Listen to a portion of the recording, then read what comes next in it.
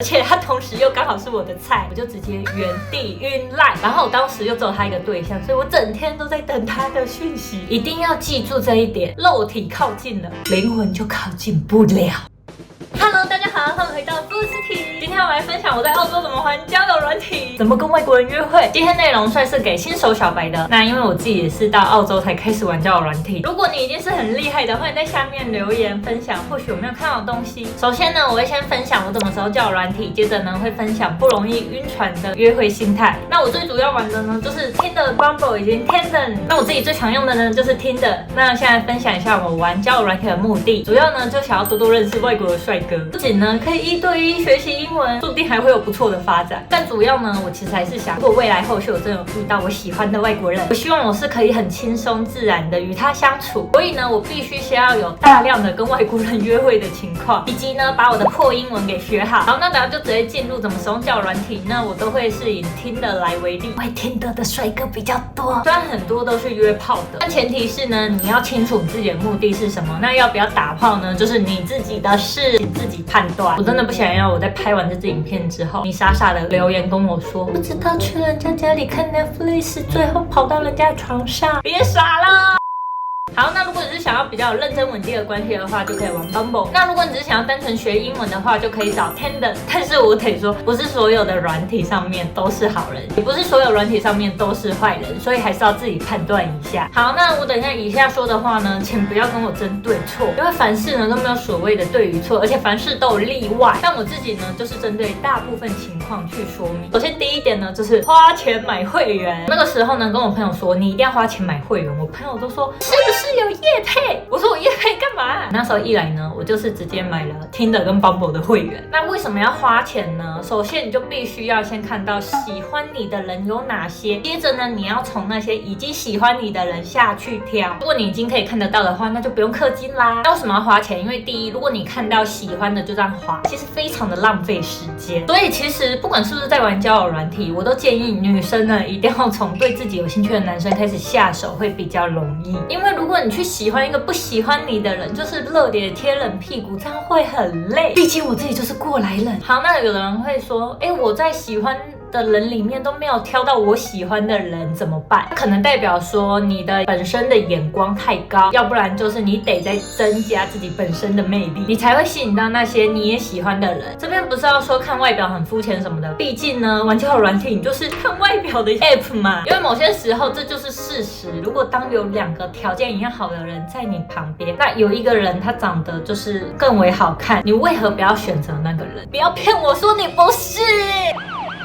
那假如说你心地善良，个性很好，但你又不想动刀，那怎么办？那我觉得就是去适合你的国家发展，我觉得这个超重要的。像是长得比较像东方脸的女生，单眼皮啊，然后凤眼这种，五官比较不突出，像我以前那样。因为我觉得外国人他们比较懂得欣赏不同的审美，因为像高矮胖瘦啊，不同肤色，就是在他们的眼里很习以为常。那尤其是像我们这种东方女生，他们外国人就是真的好像很欣赏，然后加上他们小时候好像都有看过花木兰，所以他们就有被深深的熏陶。好在乎保健食品第8团来了。很多人说为什么素颜皮肤可以好到发亮，是因为我已经吃了将近快2年他们最热销的胶原蛋白。如果想要像我一样常常维持在最佳状态的话，推荐你们吃我最喜欢的爱漂亮组合。那我最常吃的呢，还有保护我私密处健康的美好莓果，以及增加代谢跟饱足感的3苦瓜茶萃，还有跟我一样长期使用3C 产品的人会吃的金盏花叶黄素。以上这几款呢都是我吃了好长一段时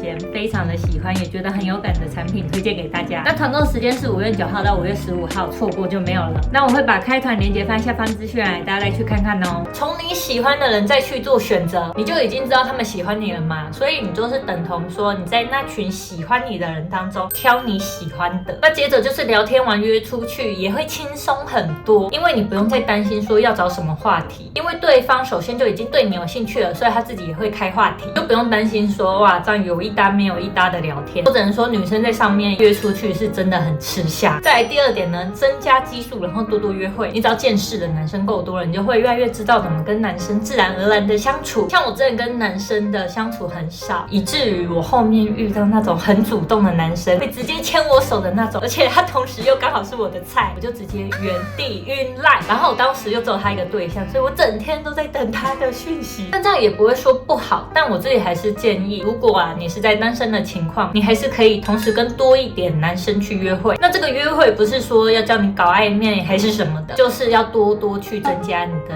跟异性的相处。那我自己反而是就是转换这个心态之后，后续的跟男生相处起来，也不会让对方觉得说哇好有压力哦。在这边呢，我知道可能会有很多女生跨不出去，同时跟好多人约会的坎。但像我自己以前也是，因为我会觉得说我就是很保守，我这样好像就是不忠不真，所以我那时候就会觉得说，我暧昧的时候是不是只要跟一个人聊天就好了？但是我后来就意识到，毕竟我现在我还是单身嘛，我还是保有那些交友的权利。当然，如果你已经确定跟这个人暧昧之后，你就不要故意去放很多条线啊，我真的觉得这就是人品的问题了。但是当你只是还是在跟每个男生探索的阶段的时候，我真的是建议，就是女生要多一点的跟男生的接触。像我现在约会直接遇到男生牵手啊，或者是有一些肢体接触什么的，我反而都觉得习以为常了，然后也都不会觉得说哦，这个是一个好像很暧昧、很恋爱的表现。加上又是跟外国人，你就想他们从小就是比较早接触这种约会的文化，所以他们是在某些方面来说，他们是比较主动的。好，然后这边肢体接触的前提是一定要是你自己舒服的距离为主。如果你不喜欢的话，一定要明确让对方知道，不管你是在国内还是国外都是。那多多约会之后呢，不只可以变得不容易晕船，同时呢，还可以在一些日常的相处观察男生一些小细节。像是我之前跟一个约会对象呢，我们到动物园去约会，然后呢，我们就遇到一个很机车的工作人员。之后呢，我那个约会对象一直狂屌那个工作人员。我当时是觉得说事情过了就算了，就不要让这种坏事来影响到我们后续的约会。结果那个约会人呢，他就是直接一个狂抱怨，我觉得是已经打消了我们整个当天的约会。尽管我们后面相处不错，他也让我觉得很浪漫，但是呢，这个小小的点就会让我觉得很扣分。后来呢，也是很理性的做出取舍，我就没有再跟他有多的联络了。那其实从很多约会的小日常，你就可以记下说，这个男生有没有一咪咪让你觉得很奇怪或者是不舒服的行为，你都可以记下来。要趁这时候你还理性的时候，马上给他笔记起来。因为我知道到后面感情建立了之后，女生很容易脑波很弱，那时候呢，感性脑就会整个占据了理性脑的部分。当下呢，会觉得哇，这个小小的缺点都好可爱哦，可爱个屁！时间久了你就会后悔。我就是过来人，如果可以早一点就判断出来，早一点做取舍，不是很好吗？但千万不要聊太久才约出来。我觉得如果什么东西都在网络上聊得很深入之后，到时候再约出来就没有东西可以聊了。因为毕竟你面对面聊这些，跟在网络上聊的东西，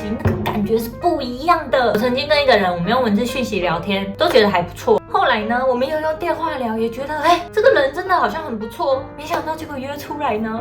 差很多。那个聊天的口气啊，然后跟他的谈吐完全不一样。我这边一定要跟女生好好说明，因为我曾经也是个恋爱脑女生。重点是我非常的会幻想，在还没有约出来之前，我会把对方想象成一个白马王子，好像对方什么都很好一样。但是很常看到对方之后就幻灭，但是呢，又很容易在回家后就把他那些残破不堪的地方给他补上，好像又没有那么的差。总之呢，就是一直被自己的幻想给打破原则。女生们千万不要做这种事，不要像我一样，我现在已经是姐姐了，没有，我现在已经是阿姨了。反正总之你已经确定要跟人家聊了，你只要在出门之前确定他不是个怪人，大概知道一下他的基本资料，约出来聊，我觉得就 OK 没有问题。那当然你约的地方不要说第一次约会就约酒吧啊，或者是约在家里见面，除非你就是有目的性的准备要去干嘛，那这个 OK。不要傻傻的跟我说你不知道，我真的会发疯那我自己是觉得只要聊超过2周都还没有约出来，之后约出来的比例可能会比较小一点，因为这是我自己在澳洲玩交友软体的心得。那可能在台湾会更久一点，大概是1个月左右。好，再来重点来了，心态建立的部分。第4点，人家不挑你不代表你不够好，像我们嘛都会挑对方，那很正常的，对方也会挑我们的。但有一点很重要，请女生们一定要记住，今天呢你没有被挑到，或者是人家不喜欢你，这都很正常，不是代表你不好，你绝对有你的价值，只是对方没有有看到，又或者是那不是对方所想要的。就像是我们过去可能会遇到一些真的还不错的对象，但是你就是没有想跟他进入男女朋友之间的关系，就是对方他也不是不好，可能就差了一点什么样的感觉，所以你今天被对方拒绝了，也不要觉得说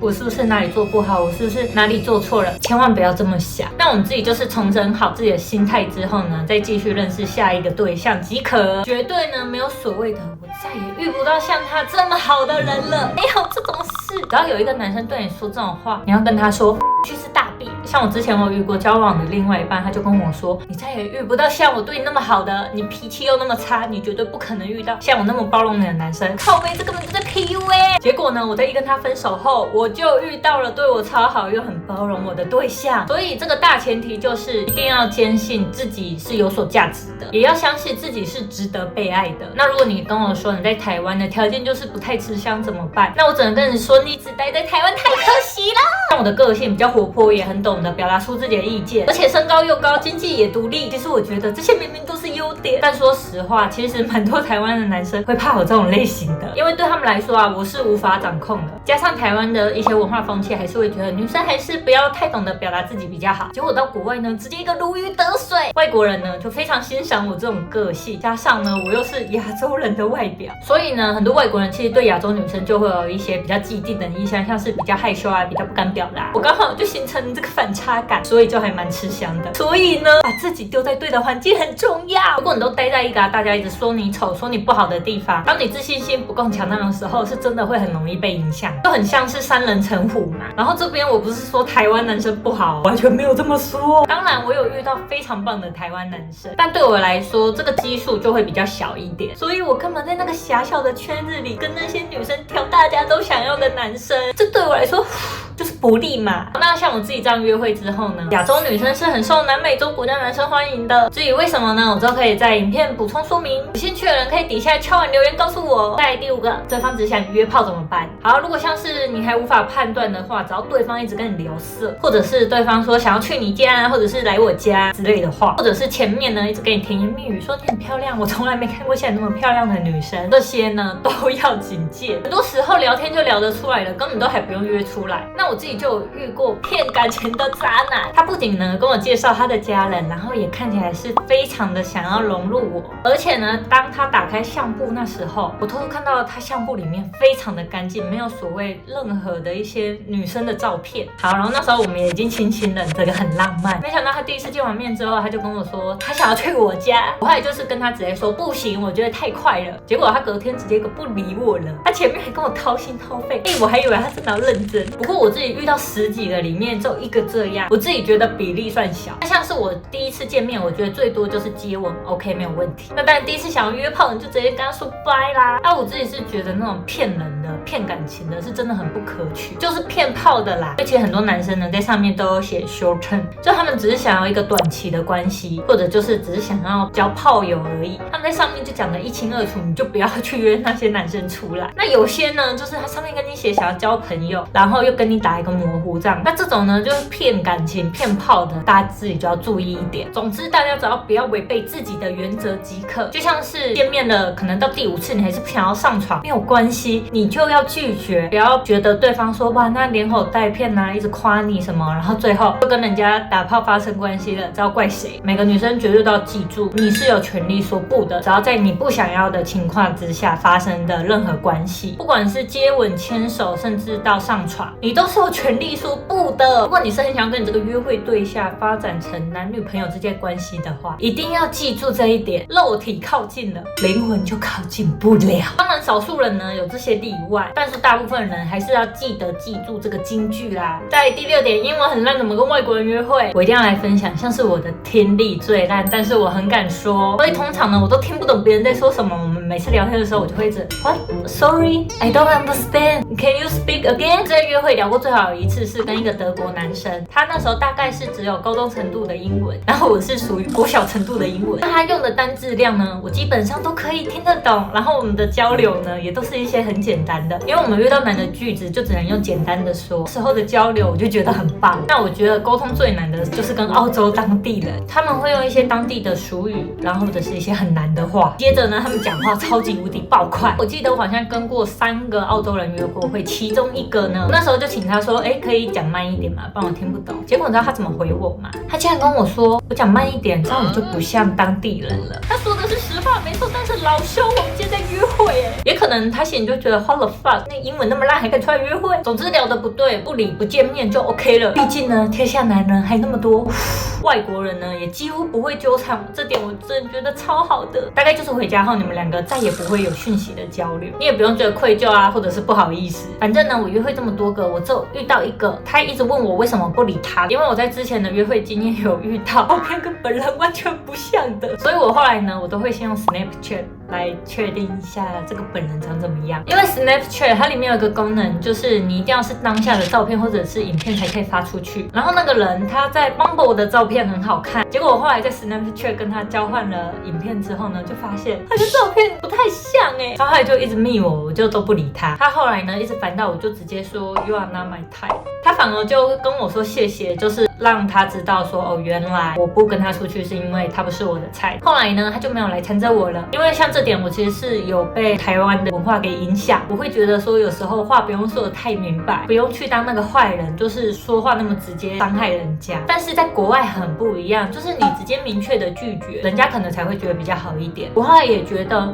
这样好像比较好，就是直接说，不要在那里省得我还要猜你，你还要猜我。我自己是比较喜欢这样，就像是今天那个人不理我，他直接跟他说我不是他的菜，我也会觉得好没关系。那我觉得就是不同的国家、不同的文化，以及你就会有不同的应对，反正也没有对跟错。那总之你在国外呢，我觉得直接拒绝真的会来得比那种不读不回、消失要来得好。如果在国外你反而不清楚的表达你自己的立场或者是观点的话，反而是比较吃亏的我自己在国外这样1对1跟男生约会之后，我的英文真的有进步。其中呢，我有遇到很愿意教我英文，然后也非常有耐心，也对我很好的男生。然后他是在 Tinder 上面认识的，然后他是很认真想要跟我发展长期关系的，自己也觉得蛮惊讶的。那其实我跟他的第一印象呢，我是被他的人格魅力所吸引的，不是被他的外表。那我有把他带给我身边的好朋友看过，那朋友的评价对他也算是不错，然后是个大男孩，而且他超爱动漫，很有反差感，很可爱。但这又是另外一个故事了，那大家有兴趣的话也是可以在下面底下留言敲碗，有机会的话再分享。好，以上就是我自己整理出来的我在澳洲约会的经验整理。好，那如果有任何问题都欢迎在下面留言。如果喜欢我这支影片的话，请在下面帮我按个喜欢。好，那如果还想要看我拍什么样的影片，也都欢迎在下面留言哦。我们就下支影片再见喽，拜拜。